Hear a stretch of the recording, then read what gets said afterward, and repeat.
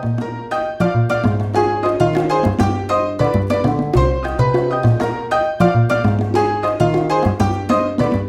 down to just experience and time and figuring out what works best. But you always want to use long lasting flowers. There's a reason when you go into grocery stores, you see the same usual suspects every week: lilies, carns, daisies, roses, palms, carnations, mini carnations, filler, like wax flower, baby's breath.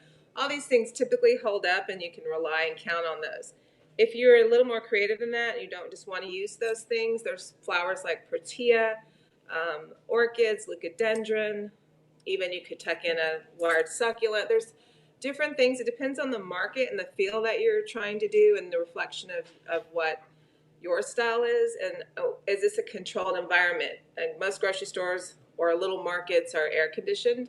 If these things are going to be outside, there's a lot of factors you have to kind of decide on. It's really kind of one of those things you have to do a few times and figure out and see what works best. Things like delphinium, larkspur, astilbe, sheddy flowers that are wildflowery looking typically don't hold up very well, so you want to avoid those guys. But there's no rule saying you couldn't do a couple of delphinium with something longer lasting like a lily and a protea, just depending on the feel and the style.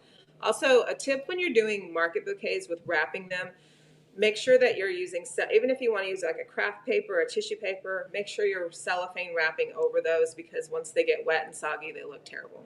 So if you're a creative person, you want it to look more than just a cellophane wrap or cheesy looking, you can even use burlap, but that holds up well when it gets wet. Those are some tips to make it look a little more cool instead of grocery store.